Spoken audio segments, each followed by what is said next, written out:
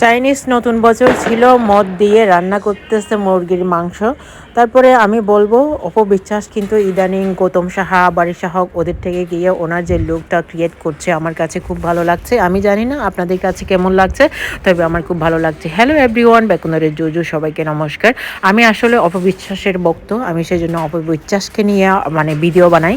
তো আসলে এখানে আমি তেমন কিছু দিচ্ছি না, কারণ হচ্ছে আমি শুধু বলবো অপবিশ্বাস আসলে যেরকম মানে আমি অপবিশ্বাসের একজন ভক্ত হিসেবে আমি শুধু এতটুকু বলবো যে তিনি যেন কারোর কথা না বলেন। যেমন গৌতম সাহা, বারিশ হক, এনারা কিন্তু অনেক কিছু বলতেছে, বা যেমন গৌতম সাহা, আর যাতে এইটার কোনো রাগ না করেন, যাতে এই গৌতম সাহা যেভাবে ওনাকে ট্রোল করছেন তা যাতে উনি চুপ থাকেন, কারণ নীরবতাই হচ্ছে বুদ্ধিমানের কাজ। তো আমার মনে হয় অপবিশ্বাসের একটু চুপ থাকা উচিত এইরকম, কারণ আজকে হয়তো গৌতম সাহা বলতেছে উনি যাতে মানে রিপ্লাই না দেয় আর কি, চুপ থেকে অনেক সুন্দর সুন্দর কাজ করলে মানুষ সেটাকেই বেশি ভালোবাসে।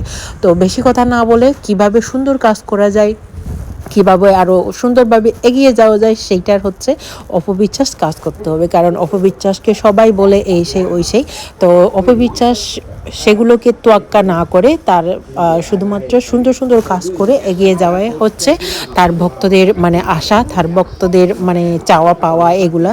তো অপবিশ্বাস আশা করি বুঝতে পারবেন আপনি আপনার অপবিশ্বাসের যারা ভক্ত আছেন, আমার আজকের এই কথাগুলো যেগুলো বলছি আপনাদের কাছে কেমন লাগছে অবশ্যই কমেন্ট করতে অবশ্যই আপনারা বলবেন না। So thanks for watching, tata, bye bye.